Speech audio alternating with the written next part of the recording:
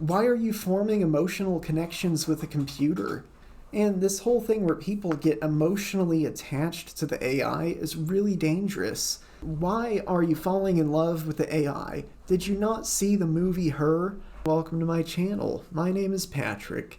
I think I speak for a lot of people when I say we don't want AI in everything. You know, like Notepad in Windows doesn't need AI. Microsoft Paint in Windows doesn't need AI. But for some reason, Microsoft is shoving all of this AI crap down our throats, and they're charging us accordingly. So what's the secret sauce in how we can get AI right? Or is it destined to destroy the future? Well, with all of that being said, let's dig right in.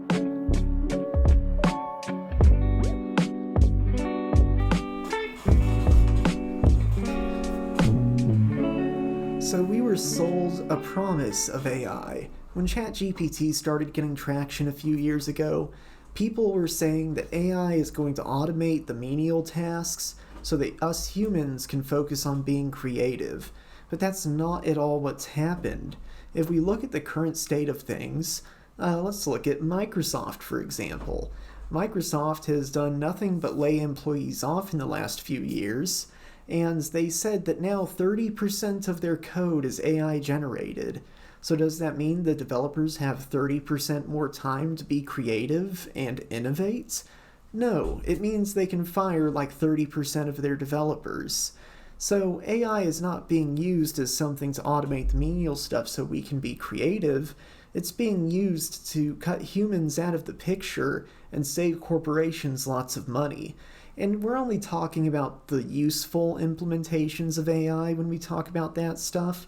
There's also many situations where CEOs have decided to get rid of customer service workers in favor of AI, and that backfires pretty horribly because, believe it or not, AI isn't suited for every single task. You've seen advertisements on billboards that were saying, "Don't hire a human, hire our AI agents to do your work." And it's horrible. It's a horrible thing because we should have seen it coming. We should have known that big companies aren't going to see those 30% gains without taking a little slice for themselves, but they took the whole damn pie. And speaking economically, what's going to happen to our economy because of AI? Well, I think that there's a few factors that play into this, but there's one scenario that I want to explore a little more deeply. So let's say I give you $100 and I say, dig me a hole. You dig that hole, you made $100. Now you say, I'll pay you to fill the hole for $100. So I fill the hole and I get the $100 back. Now on our paperwork, we both write down that we made $100, even though money never actually changed hands for all intents and purposes. That's kind of what's going on with big technology companies right now. They're investing back and forth into each other, buying each other's services, investing money in a big circle. And on paper, it makes it look like they're having huge revenues. And this is all allegedly. Find out for yourself. So this is creating kind of an economic bubble. We are in the AI bubble. And if we look historically at what's happened in these kinds of economic bubbles, we can start to predict what's going to happen to us. So let's look back at the dot-com bubble. When that popped, then hundreds of thousands of people lost their jobs, working class Americans out of work. And corporations that were deemed too big to fail are given tax money so that they don't go under, and obviously the taxpayer foots the bill. The average working class American will be left with a fraction of their net worth that they had prior, and everything's getting more expensive, and we're going to have less money to pay it with, essentially. And you see, there's a conspiracy theory part of me that wants to think that this is all on purpose, because if you look at the math, this is a really good way to siphon money out of working class people and hand it to the elites, who are the ones who will be left owning all the property that has to be sold because people can't afford it anymore. But that's just what's going to happen to our economy in the future. What's happening to our economy right now? Well, Microsoft, for example, like I said, they have 30% of their code being AI generated, and they've fired lots of developers. And so, right now, today, we're seeing people in fields that we thought were safe all of a sudden facing a very volatile market where nothing is certain. And it's hitting artists especially hard. What's going to happen to film studios when special effects can be created with an AI prompt? That's going to have huge ramifications. And it brings me to another point. AI is actively taking the humanity out of arts. There's a saying that people often say that is, art imitates life. I would add to that saying and say science imitates art. Some of the greatest scientific breakthroughs we've experienced as a species came down to art inspiring it. And when we take away that human element from art, it takes away the inspiration. So anyway, the film industry is going to look totally different in 10 years. Let's talk about musicians. Musicians will be also facing an uphill battle when there's tens of hundreds of thousands of AI-generated music tracks out on the streaming services. There's going to be a point where these streaming services have more AI-generated content than they do human content. It's just a numbers game. And then the humans who actually make art are going to struggle because they can't get people to discover their music because there's so much slop. And that's not just musicians who are facing this problem. Artists of almost every denomination are facing similar fights right now. Now, with all of that being said, I do think that AI has a place in most workflows. For example, when I'm writing PowerShell PowerShell scripts, it's very nice to be able to have the AI spit out a half-working script that I can then clean up and finish and have up and running. It's very useful for that kind of stuff. When you're making art, it can be useful to have the AI generate images to help inspire you for what you're going to create. We've kind of lost the plot, though, because we're having the AI do the whole thing through without the person's real involvement.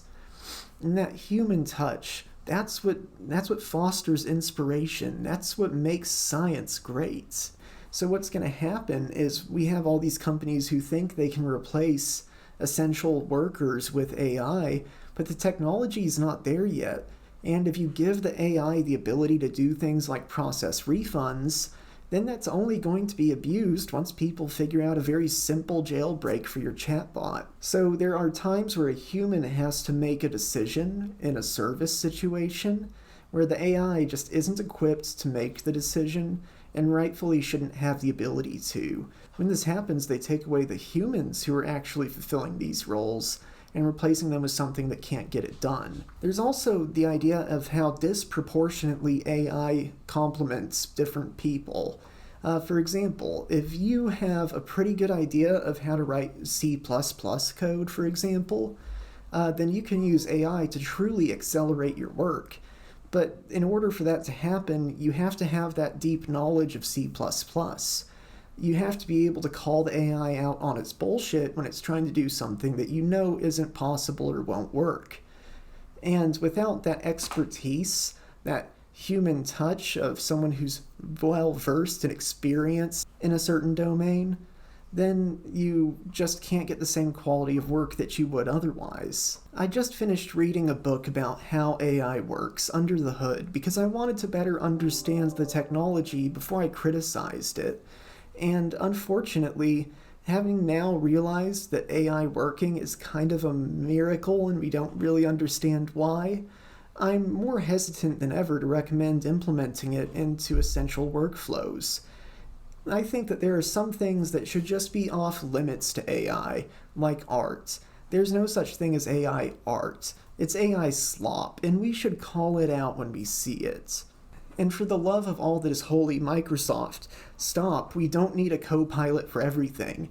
So, Microsoft could just make one co-pilot that covered all of its products, and that would make a lot of sense. But if they make a different co-pilot for every different product, then they can charge you extra for every single one of those, instead of just charging you for the one. So, Microsoft, it's obvious you're just trying to milk this because you've made a stupid investment. but quit shoving it down our throats. We don't want Copilot for Notepad. We don't want Windows Recall. Oh, and I haven't even touched on the privacy ramifications. People are getting too comfortable chatting with AI. I've read on the ChatGPT subreddit countless stories of people who are like, they killed my friend when they replaced it with GPT-5. They replaced 4.0 with GPT-5. Now it's like talking to a lobotomized version of my friend. And it's like, why are you forming emotional connections with a computer? I'm a huge computer nerd. You'd think I would be the one falling in love with the AI, but I'm finding myself disgusted by it. And this whole thing where people get emotionally attached to the AI is really dangerous, because that leads to you sharing your deepest thoughts and secrets. And guess where those things are going? Straight to ChatGPT's parent company, OpenAI, and they have human reviewers who may have selected your chat to review, and not to mention, everything you feed into it is being used to train the next models, so it may inadvertently regurgitate the sensitive things that you told it to someone else. People have really lost the plot on privacy. People assume that there is no such thing as privacy anymore, and that's just a dangerous thing to think. You see, the problem isn't that people need privacy so they can get away with stuff. The problem is people need privacy to protect their rights. Privacy being one of those rights. If you don't care about free speech, it's because you have nothing to say. If you don't care about privacy, it's because you're not thinking ahead. I mean, for example, let's say the next presidential election happens and somebody wins that you don't agree with, and they begin using all the data that you've shared to build a profile on you, and maybe they go as far as to discriminate against you in several circumstances. Obviously, this is a bad thing and totally possible, so I urge you, let everyone you know, that you should not be making friends with the AI. The AI is not your friend, it's a computer. And if you have mental health issues and you need someone to talk to, that's what a psychiatrist is for.